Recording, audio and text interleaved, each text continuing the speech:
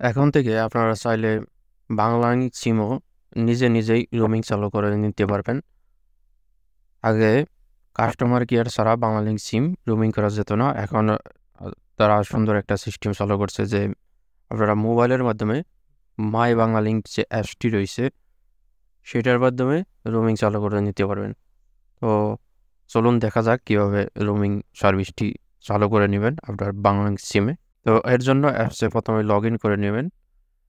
এরপরে অ্যাপসে প্রবেশের পর উপরে যে সার্চ আইকন দেখতে পাচ্ছেন যে এখানে ক্লিক করবেন, তারপরে রোমিং লিখে এখানে সার্চ করতে হবে।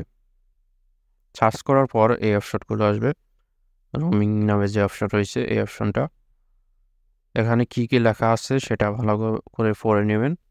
এরপর অ্যাক্টিভেট যে লেখা আছে এখানে ক্লিক করবেন। তারপরে আপনার যাবতীয় যে ইনফরমেশনগুলো এখানে চায় সেগুলো সঠিকভাবে পূরণ করবেন।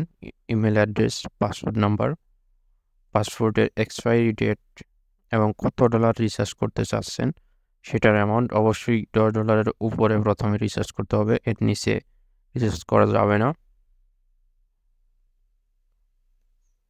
এই ইনফরমেশনগুলো পাসওয়ার্ড দেখে নির্ভুলভাবে পূরণ করবেন। এরপর অ্যাক্টিভেটে ক্লিক করে আপনাকে এখানে পেমেন্ট করতে হবে আপনার কার্ডটি দিয়ে।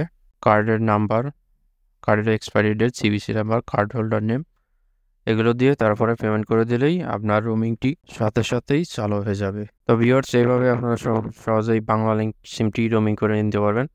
এবং আপনাদের যদি কোনো কার্ড না থাকে, ডুয়াল কারেন্সি মাস্টার কার্ড বা ভিসা কার্ড, তো আমার মাধ্যমে রোমিং চালু করে নিতে পারবেন এই বাংলালিংক অ্যাপসের মাধ্যমে। রোমিং চালু করতে ফেসবুকে যে মেসেজ দিতে পারেন, ডেসক্রিপশন বক্সে দেওয়া আছে লিঙ্কটি।